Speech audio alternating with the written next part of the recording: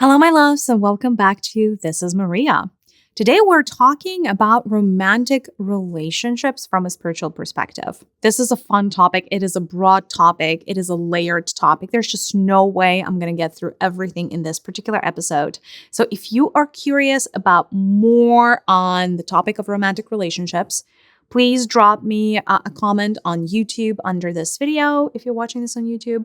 If not, you can probably DM me on Instagram, and that would work as well. But today, I just figured I would give you a broad overview of the romantic relationships from the spiritual perspective and, what's going on right now on planet Earth. Relationships are very much front and center right now. They're going to continue to be front and center for the foreseeable future. And today, I figured we would dive in. Just one quick reminder for those of you that haven't checked out my book. My book is out on Audible, Kindle, and Amazon. It is called 72 Keys to Manifestation, or An Ancient Path of a Modern Day Alchemist. It's a beautiful 72-day journey, one key per day. And it is a journey that would enable you to manifest your best life. Now, I'm not claiming you're going to manifest it in 72 days. However, you're going to get all of the keys that you need to understand how the energy works. And it's a very practical book. It is a book that explains in detail where you can get your energy from, how to transform energy from one state to another. And so I sincerely hope that you take this spiritual journey with me. All right, my darlings, let's talk about relationships. I know that relationships are on your mind. I know that there have been certain, shall we call them, there's been a certain buzz around twin flames, so we can address that really quickly. Why not?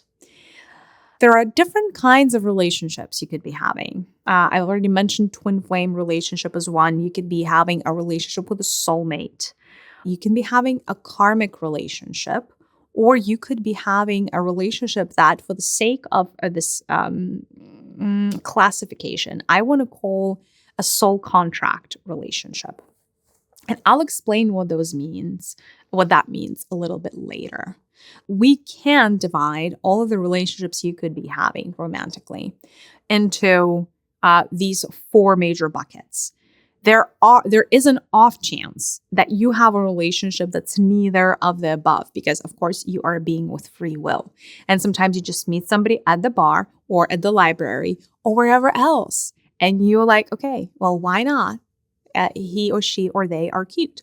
And then things happen. But most relationships would fall in either the twin flame relationship, the soulmate relationship bucket, the karmic relationship bucket, or the soul contract. And at this point in time, as much as everybody is really thirsty and really just obsessed with finding their twin flame, most relationships on planet Earth are not that. Most relationships on planet Earth are not even going to meant to be a twin flame relationship. That is such an outlier, you guys. It'll blow your mind. Like, honestly, the relationships between twin flames are far in between, like 1% to 2%, maybe. And that is normal. Obviously, with your, I know it seems like the twin flame relationship is the only covetable thing out there, but you can find bliss in a relationship with somebody else who is not your technical twin flame. And that is a lot more likely actually on planet Earth. Now, most of the relationships that human beings have on the planet Earth at this point in time are karmic relationships.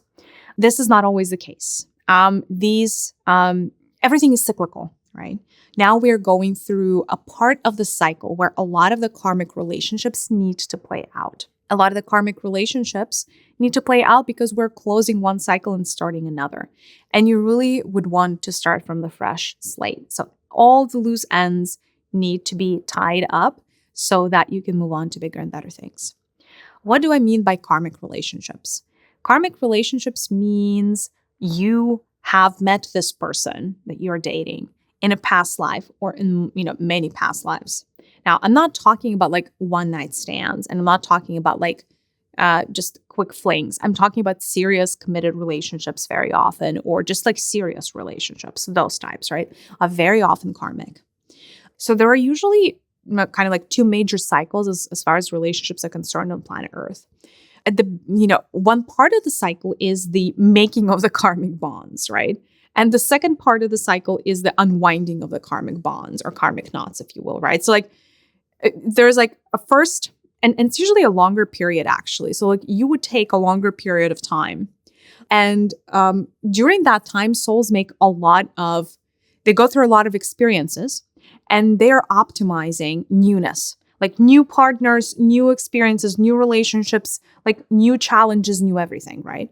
And through those long periods of time, there is a lot of karma that is being accumulated. Karma, there's a lot of collective, there are a lot of collective shared experiences, right, that people have.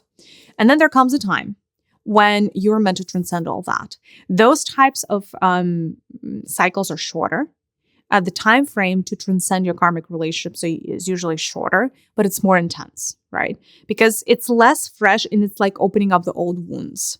At the same time, and by the way, if you were wondering, the period where we are right now, smack this second on planet Earth, is the period of the karmic relationships, right? So it's not the period when you are out there for completely new experiences. This is the closing of the loops. So because it is what it is, there are certain common denominators on the dating scene that are very characteristic of this karmic unwinding, if you will.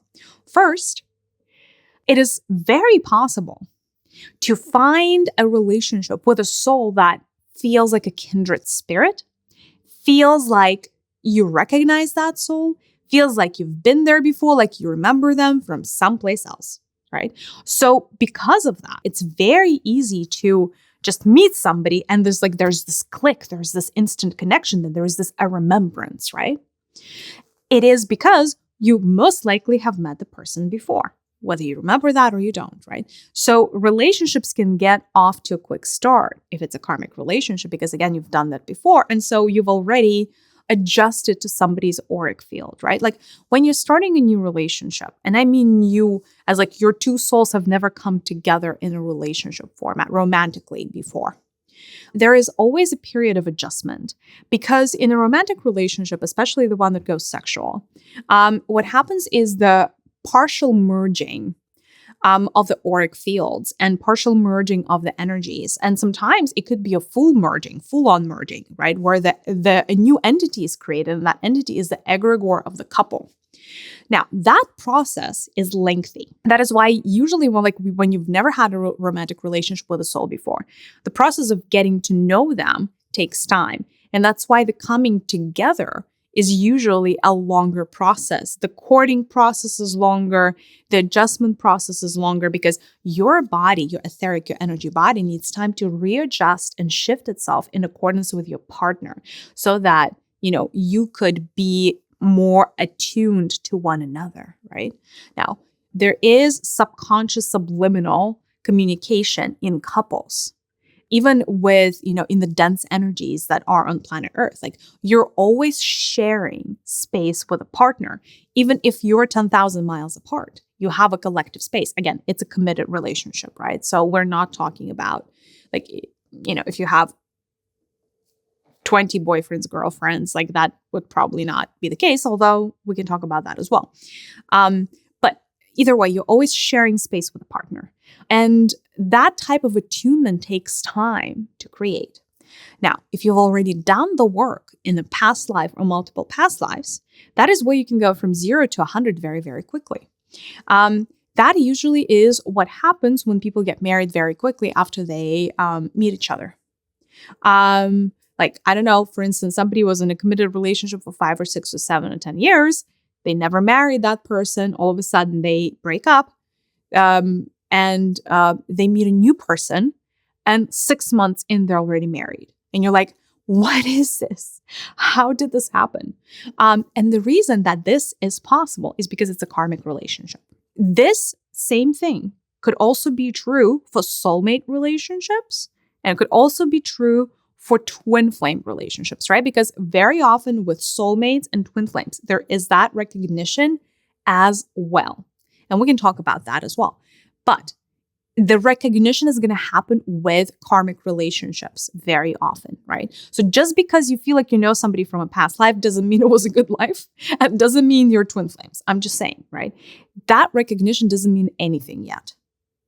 That recognition could be, those memories could be front and center in your subconscious, if you will. Or you could have that level of access to your Akashic records because you're meant to transcend that experience. It's almost like it already bubbled to the surface waiting for you to release it, right? Now, because of that, right, like I said, if you've met somebody before, the adjustment of the auric fields happens very quickly because our bodies are very wise, our energy bodies, they jump right back in where they left off, right? And so that adjustment, you don't really need all that much time to get to know somebody, etc., right? So that's why very often karmic relationships start as like a wondrous love affair and, oh my God, they sweep each other off their feet and all of a sudden they're like, okay, let's get married. And then, depending on the karmic relationship, sometimes the divorce can be just as quick, swift, and dramatic, right? Like just a lot of drama, right? Now, not every karmic relationship leads to a divorce, right? Saying that would be a massive misunderstanding of what karma is, right? Because karma is not created equal. And by the way, when I say karmic relationship, I don't mean that it's always a bad relationship. It's just there's always a lesson in that relationship. Some karmic relationships last a lifetime. Some karmic relationships can teach you more than a twin flame relationship. Do you know what I mean? So I think we need to stop putting karmic relationships down and somehow discount them as not the perfect love story that we've had in our heads. Because every relationship really serves us. Now, going back to my original story, this is the land, this is the time for karmic relationships. From this point onward, for another probably 80 to 100 years, is going to be a land of karmic relationships for planet Earth. And that is completely normal. Very often, though, with karmic relationships, and by the way, like a vast majority of relationships on the face of the planet Earth, well above 60% are karmic relationships, with everything else being a much, much, much, much smaller. Another 30%, I would consider soul contracts, right? And under 10% would be the soulmate twin flame relationship, right? So the vast majority of you are not going to be dating a soulmate or a twin flame, regardless how many relationships you have. And that is not a bad thing, you guys. That is not a bad thing. Because, again, you're here to move through lessons. You're here to move through experiences. And sometimes having and working through a karmic relationship can be the best thing that happened to you, right? Now, of course, the karmic relationships are challenging because they always test your limits. And karmic relationships, the reason they can be hard is because to unwind the karma, to untie that knot, you have to behave in a way that is uncharacteristic of you. So it's almost like 10 times before you had a pattern, right? Like 10 times before you lived a life, and there was a pattern of a romantic relationship that you displayed. It could be, I don't know, let me give you a quick example. It could be that you were the wife and you had a husband that would cheat on you blatantly, and you would always find out, and you would never tell the husband that you know, and you would silently suffer. And maybe that is your pattern. At what point your soul is going to be sick and tired of suffering in silence. At one point, your soul is going to want to break that loop. And so in this particular life, you may come and your lesson may be, you would still be given a husband that cheats on you, unfortunately, until you work through the lesson. And your lesson may be, hey, stop suffering in silence. A big step for you may be forget divorce. It may be facing your fear of talking to your husband about this and bringing this issue up, right? And that already can break your cycle. Imagine that already can align you to a much better relationship, whether with this person that cheated on you or somebody else, right? And again, no judgment if if that's your choice to stay with that person. It is a choice, right? There's no right or wrong, right? But essentially, if you find yourself in a karmic relationship, you need to be asking yourself, what is your karmic pattern? And usually how you transcend it is by acting the opposite that you have been acting. Usually your karmic patterns though in relationships are obvious, right? If you've been in multiple relationships, there's like a pattern or like a happening that is very common to you. It could be like, okay, I always get dumped. Or I don't know, the partners in my life are always clingy. And like I hate that they're clingy, right? But like if you can put the word always in a sentence about relationships that you experience, very often it's your pattern, very often it's your karmic pattern. Not for nothing, right? So in the relationship that you are now or in the next relationship, you're being invited to transcend that, right? To transcend that. I also find there's so much heartache with people who thought that their karmic relationship is a soulmate. And they're like, but what do you mean? I had all this recognition and we were happy and I loved them and they loved me. And, like, I don't know what went wrong and like, what's wrong with me? For a lot of you, karmic relationships are not forever relationships. There are exceptions to the rule. There are exceptions to the rule. But a lot of your karmic relationships are here to invite you to learn the lesson. And you either learn the lesson when you're presented with lesson, or you don't learn the lesson, you're going to have to pass that test again. And then they're meant to leave you. So in the context of men, this is not your Mr. Right. It's your Mr. Right now for right now. Does it make sense? Maybe let us dive a little bit into like the pattern behind all the karma that you're experiencing in relationships. Like, what are some of the precursors to this much karma? And what is the relationship karma that you have accumulated in the first place as a society? The number one is settling. The number one is settling. Like, enough of you don't even have an imprint, a blueprint in your head of what a healthy relationship looks like for whatever reason.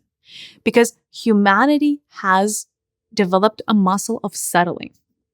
They're like, okay, especially in long-term relationships and definitely in marriages.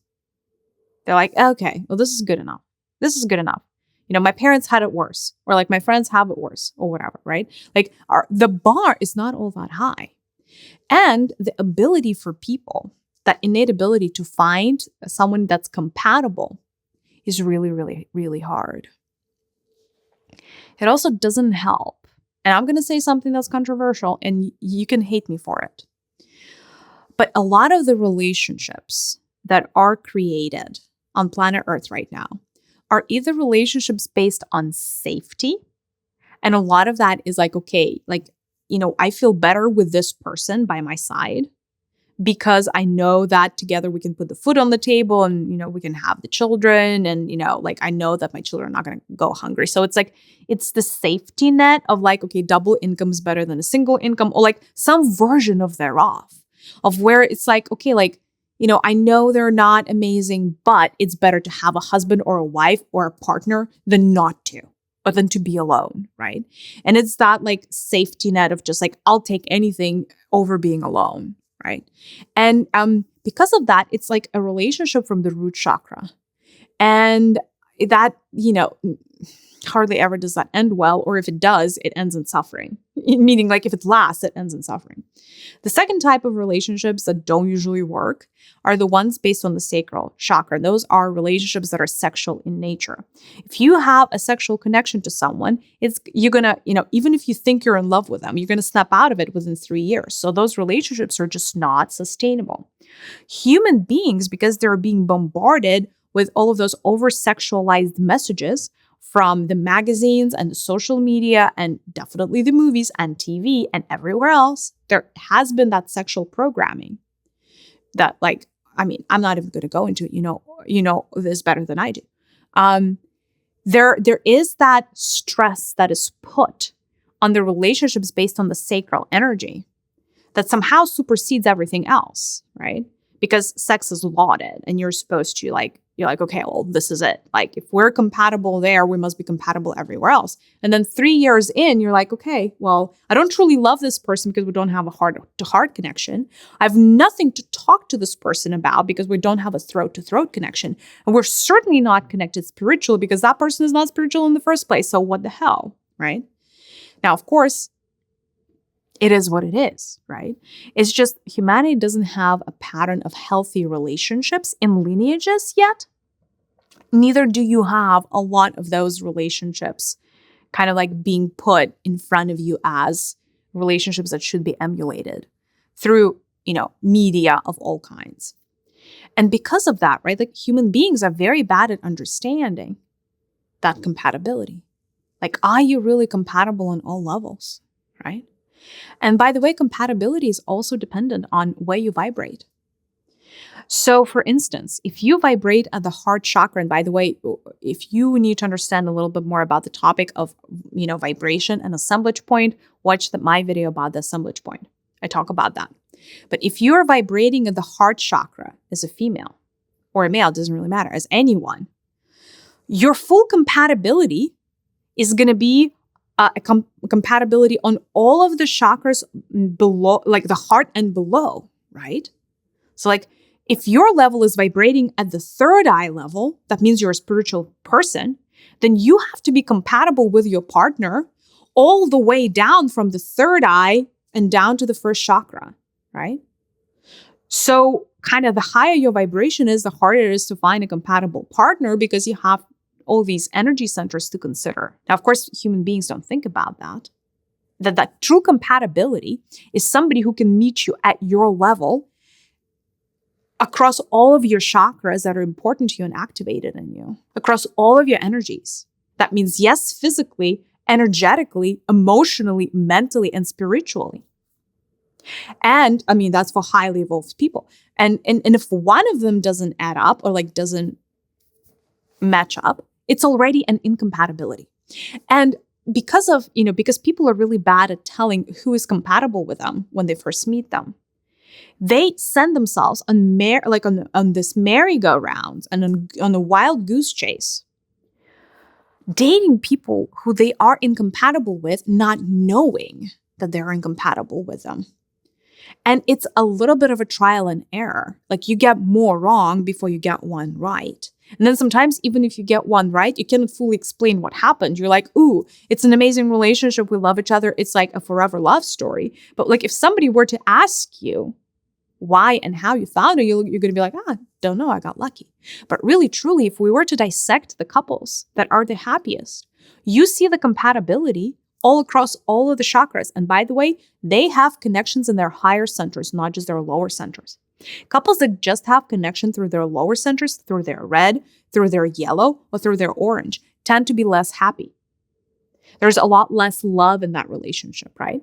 Because couples who are connected through the red, again, is survival. Couples that are connected through the orange is sexuality. Couples that are connected through the yellow is status or money, usually, or self-confidence if you're dependent on your partner for self-confidence.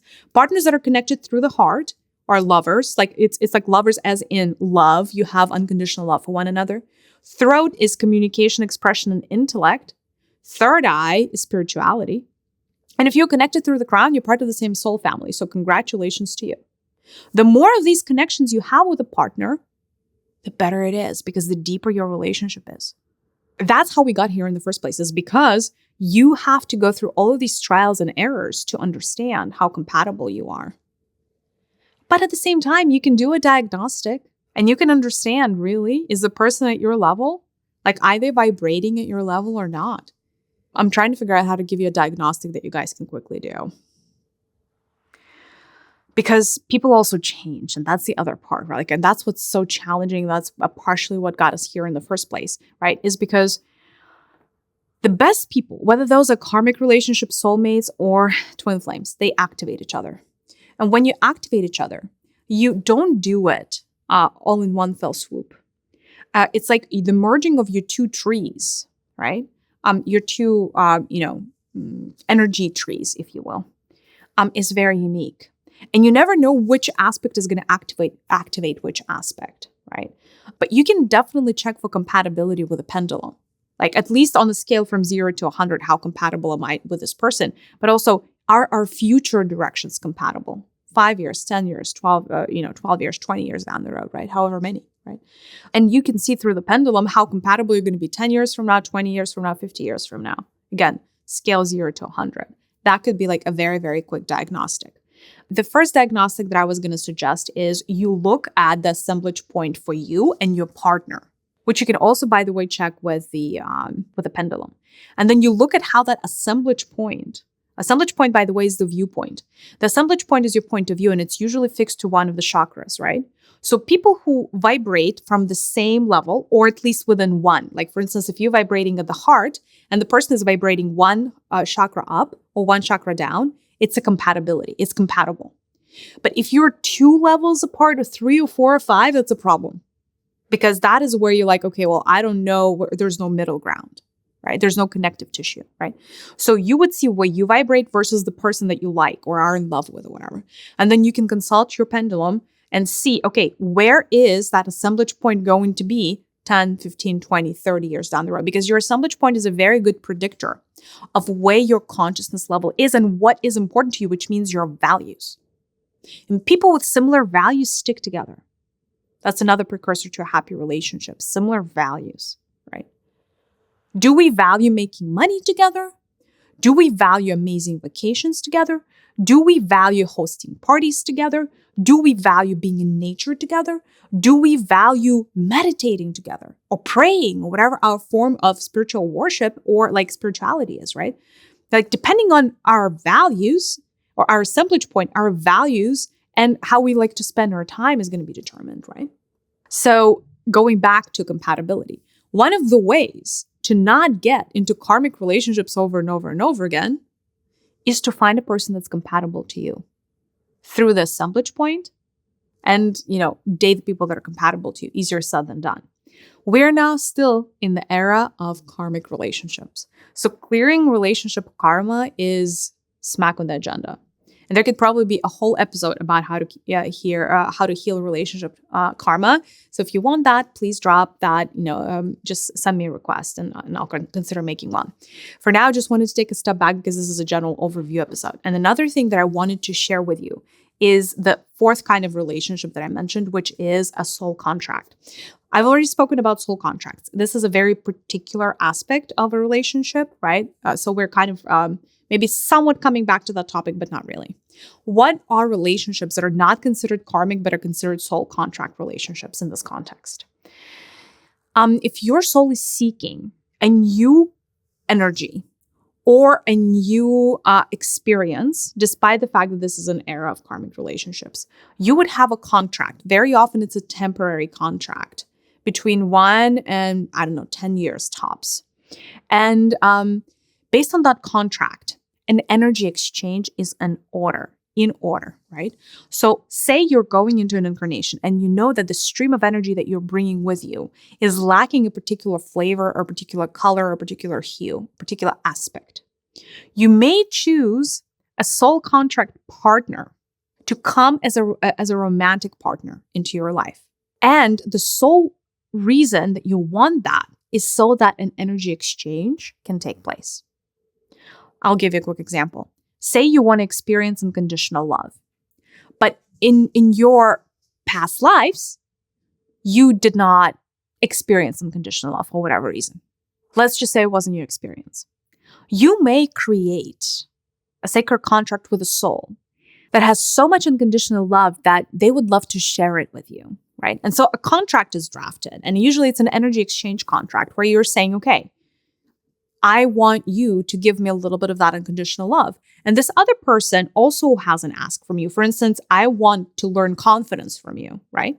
And let's say that is a contract and it has been created. So let's say you come into an incarnation and you get together with that person. You don't consciously remember that there is a contract for the energy exchange, but that energy exchange is going to happen. So the moment your 2 energy bodies form a collective entity, when you become a couple or if there is a committed relationship, what's going to happen is the transfer and exchange of energy, right? And usually what is determined is the level to which you want to learn a particular skill or get a particular exposure to a particular energy. And there is a way to measure that. And so when that measurement is reached, right? Like when you get your measure of unconditional love received from this person and uploaded into your auric field, and they receive a measure of confidence that they wanted to receive from you, the contract is complete. And you may drift away or you may drift apart quite naturally. What are the ways that, the energy can get uploaded? Obviously, like there's many, right? Like through however you interact with a person, right? Like by being in their space, the energy exchange happens. By communicating, the energy exchange happens. By having a sexual relationship, the energy exchange happens. By, expressing your love for the other, the energy exchange happens. By giving gifts to another, like all of these things, all of these interactions are little drops, little morsels in the grand creation that is your couple. Right. And so the energy exchange happens all the time. Now, not every experience, not every energy can be transferred just via an energy parcel, if you will. Right. It's almost like, okay, like if that was the case, a lot of soul contracts would be done very quickly. Because it's like, if it's like, hey, let's do this in 24 hours. You give me the confidence. I give you the unconditional love. Bye-bye. Doesn't always happen. Sometimes the energy can only be transferred through going through an experience together. Right. Sometimes you can only get courage, for instance, by observing somebody else becoming courageous. Sometimes your partner's soul is here to teach you courage through pushing you into a scenario that is going to make you display courage or treating you in a way that you're going to have to display courage. Does that make sense, right? So not all of it is as simple as like sending bits and bytes from one heart space to the other. I mean, I wish. No. Sometimes you have to go through experiences together. And in this experiences or through the happening, the soup of the happening, the exchange happens or the exchange takes place, right? But again, once the exchange is over, you're going to feel like, okay, well, I don't know what the love is. Like I used to love this person, but now it's like I just don't feel the connection anymore. And the reason you don't feel a connection after some time with a soul contract is because if the energy exchange has happened, it's closed. There's nothing else for either of you there. And because of that, you may be drifting away. Sometimes they say that, we just grew apart, right? And that's what a very often an expression that's used to describe this soul contract relationships. So really quickly, like we discussed the soul contracts. We discussed the karmic relationships, which is the vast majority. And then there are two more. There is the twin flame and the soulmate. I'm not going to go too deep into this. Soulmate relationships, though, but like I'll give you a little, like a quick glimpse. Soulmate relationships are extremely pleasurable. Soulmates are usually people from your souls, not people who are souls, who are from your immediate soul family or your extended soul family. So like your closest souls upstairs. Very often, soulmate relationships are the ones that are the most smooth, and that is where the souls really grow together. Like this is where it's like 1 + 1 = 11, if you know what I mean, right? Like not 1 + 1 = 2. It's like your auric fields, your energy fields accentuate each other. Like you make each other thrive. Very often, soulmate relationships are the ones that are the most harmonious. There is the least amount of drama in them. And they feel very leveled in a good way, right? Like they're also the ones that tend to last a while. Now, they may not have the intensity of the twin flame relationship, and they may not have the intensity of the karmic relationship, by the way, but they're always going to feel like, okay, well, this person really gets me at a soul level. Like it's really, really hard to explain. Sometimes, because karma goes both ways. Sometimes it's like you have light karma with somebody, right? And sometimes a soulmate relationship is also a karmic relationship where you share positive karma. And sometimes you choose to come together despite the fact that the many times that you did come together before, you didn't have any drama, you don't have any loose ends, but you choose to come together again because there is work to do. And that collective work requires for you to be in a harmonious relationship with a partner that can support you through that work instead of distract you from the work. And that is why, a karmic relationship can sometimes come across as a soulmate relationship. In that particular case, it's all just semantics. It doesn't really matter. It's still like for the sake of this, we can call it a relationship that is a soulmate relationship because vibrationally they're very similar. And then the twin flame is a very, very rare relationship. Twin flames, obviously, I mean, you only have one in the entire universe. And Most of you have incarnated so many times before that you've had ample opportunities to incarnate with your twin flame. Every which way to Sunday, like every which way possible, you've already incarnated with your twin flame, most likely, right? So from the soul perspective, it's not all that challenging very often, or it's not all that interesting to only partner up with the same soul over and over and over again, because your process of learning becomes slow. And that's why the relationships that are twin flame relationships are not all that frequent on planet Earth, right? Another common experience, though, that you may have in the third dimensional world is this with the twin flame. The twin flame can be activating, but as they're being activating to you, they're also being aggravating to you because they're pushing every single button. And that is actually a very common experience that people who have started dating their twin flames have noted. Is that like, okay, this person pushes me out of my comfort zone, but they also drive me crazy. And that sometimes it feels like an atomic bomb just exploded, like in the partnership. Like you are so drawn to one another, but it's like both souls really have to be committed to do the work. Because if the twin flames showed up in the third dimensional density, it is because they either have some issue upstairs that they need to work through here, right? Like there's something, like some inconsistency or disharmony that they came here to work through, right? And that's why you may think that the twin flame relationship is the most amazing thing that can happen to you. It's kind of like the Romeo and Juliet, only without the dying. But to be honest, that is more like a soulmate relationship. And a twin flame is like, whoa, like it, if it's a true twin flame relationship in a third dimensional world, and a 3D planet, most likely it's not all smooth and not purple rainbows and unicorns. I hate to say it. You're going to push each other's buttons. You're going to infuriate each other. You're going to be close to breaking up more times that you can possibly count. But if you make it on the other side, it's like the land of bliss. But the thing is, nobody is going to have a high bar for you, just quite like your twin flame. Because your twin flame, understands your potential on such a deep level, and they came here to help you realize that potential. So twin flame relationships are not easy. Like you're not coasting in a twin flame relationship. You're being pushed to your limit. You're being thrown out in the ocean to see if you survive, if that makes sense, right? So just wanted to set the record straight. I hope this was like a quick overview. I hope this was clear. I wanted to see if the collective had any questions on any of the 4 relationships or relationship types that I described. I'm here to receive the question. The question is, so if I think I am in a twin flame relationship, but I have not experienced the turmoil that you have described, does it mean that it is most likely a soulmate relationship? Now, instead of the twin flame. Now, there is exception to every rule, right? There is exception to every rule. Most likely, though, very harmonious relationships who are just on the same page and just growing, and there's no drama, big fights or threats and stuff. Most likely, that is a soulmate relationship. That is a soulmate relationship. It could also be the soul contract, which is the 4th type that we mentioned, right? Depending, right? Like if you're exchanging very harmonious energies with your partner, most likely it could be the 4th type of relationship, the soul contract.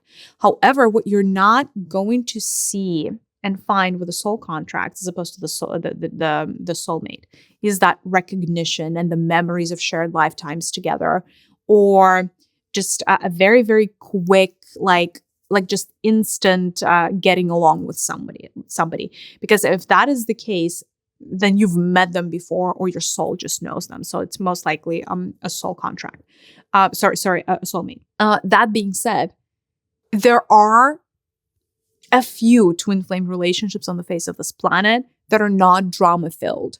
Could you be one of them? Maybe. I mean, things happen, right? But they're just, non-drama twin flame relationships on this particular plane of existence are extremely rare because they don't serve the soul, right? The lesson is not there. Like, you don't come to Earth to experience like heaven. I'm just saying. Not right now, anyhow. So if your soul's intention was to experience bliss in heaven, you would go someplace else right now. I'm just saying. So that was, and if the intention of your soul is to learn, you most likely are not going to just pick the easiest partner on the face of the entire world to have. And by the easiest partner, I mean, I don't want to confuse you, right? Because like truly, a twin flame relationship is the best thing that can happen to you. It's going to take everything that you have. At soul level, your twin flame is the most important soul for you. You're extremely compatible. You're pretty much one. But again, even these souls sometimes have the rough patches, because each of these twin flame souls is going to go on their individual journey. And through that journey, you have experiences. And sometimes those experiences are not always compatible.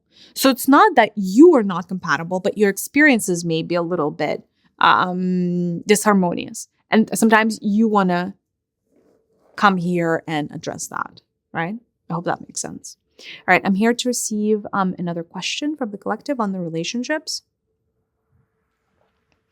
What is the best way to work through a karmic relationship? This is such a loaded question, because before you can untie the karmic loop, you need to understand what the loop is.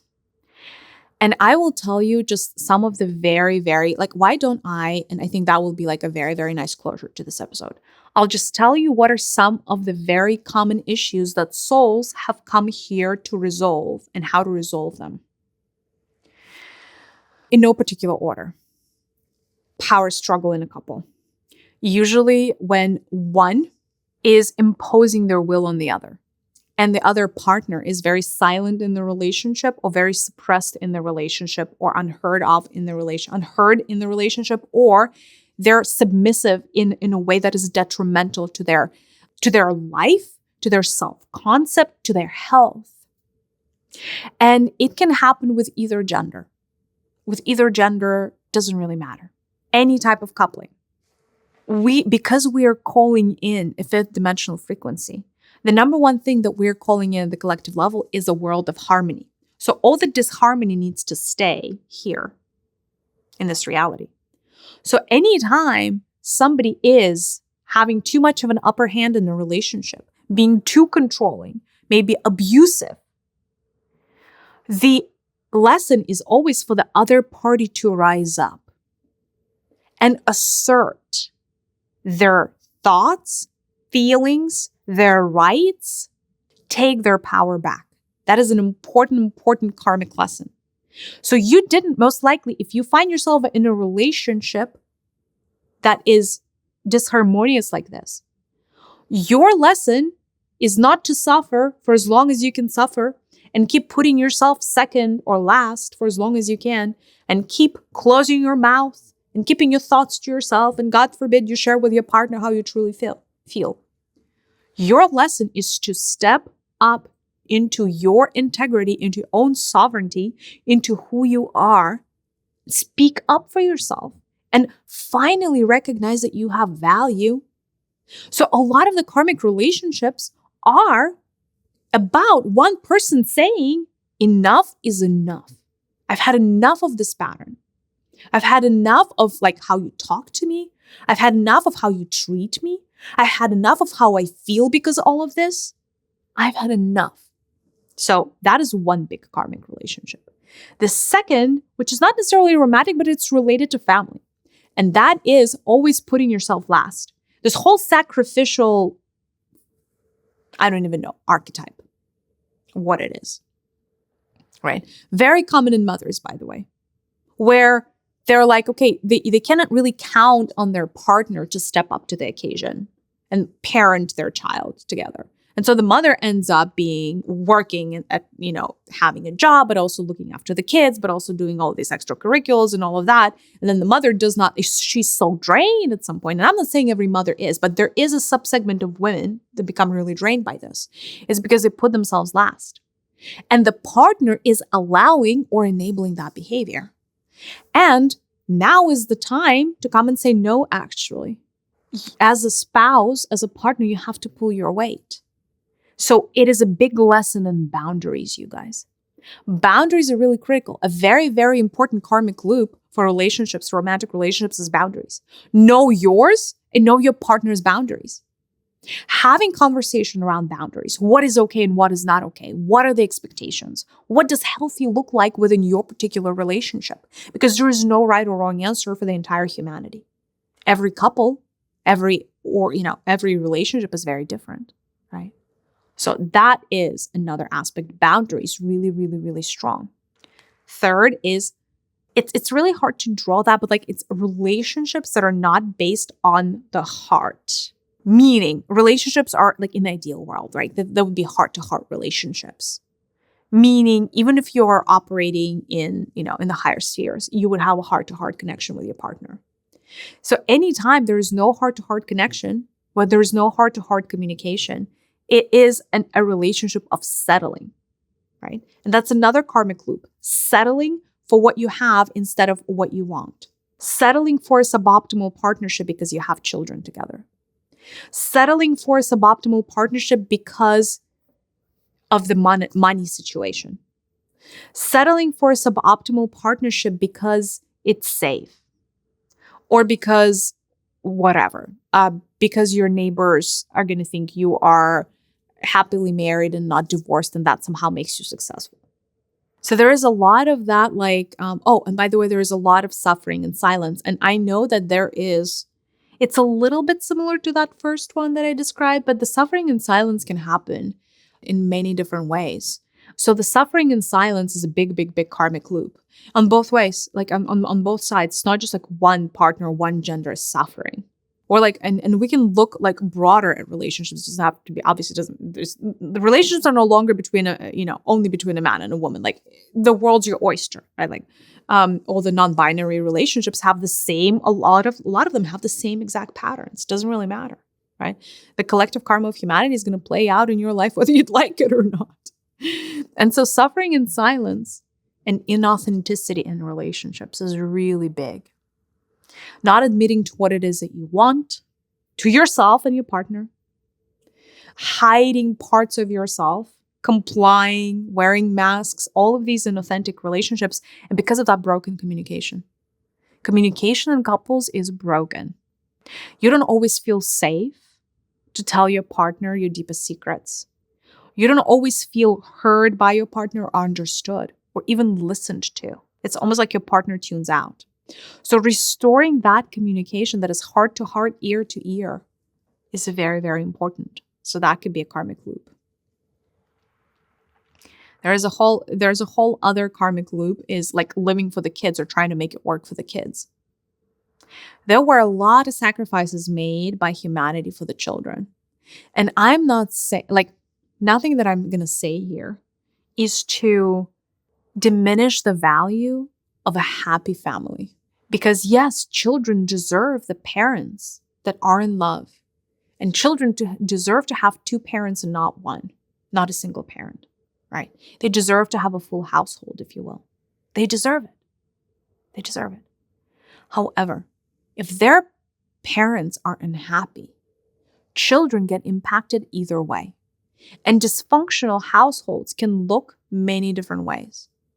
And one of the things that humanity is here to transcend around relationships is being stuck in a relationship just because you have children. And suffering in silence for the children. Because it does not serve anyone. It is a form of inauthenticity. Anything and everything that is inauthentic is a third dimensional construct. 5D is a lot more of an authentic and harmonious frequency. And again, doing something for another, even if that is your child, means putting yourself last. If you put yourself last, you are volunteering to be the victim, right? Whether consciously or subconsciously, right? The victim or the martyr. Neither one of them is great. And by the way, do you think children of parents who are martyrs are happy? Do you think your children don't feel your energy? Do you think your children don't absorb your energy? Because they do. So if you're going to be a martyr and power through things and suffer through things, no matter how awful you feel inside, your children are going to get a copy of that in their etheric body. And then they're going to become a martyr in their relationship. Is that what you want for your children? Or do you want to step up into your authenticity, do the right thing, even if that means short-term pain, so that the energy that you can pass on to your children will be of love and light and confidence and just, healthy and harmonious relationship with somebody else, as opposed to this settling, potentially. Now, we can talk about other karmic relationships and patterns till the cows come home, because truly there are many. I've just named you some of the main ones, right? So I think if you fall into one of those patterns, that's how you know that there is something that gets that is distorted. But a lot of them are about self-empowerment. A lot of them are about boundaries. A lot of the lessons that you're here to learn are about choosing yourself, what's right for you, and pursuing what you came here to pursue. Even if that means a breakup or a divorce is in order, right? Like, so choosing your path. And that is not selfish. That is you coming into your own authenticity. And right now is the time. Alrighty, my darlings. So this was fun. If you want more content on relationships or have very specific questions, please drop them to me in the comments on YouTube, and I will, check them out and see if this topic is of interest and what specifically is of interest. Thank you, my love. Sending you a big virtual hug. I'll see you in the next one. Bye.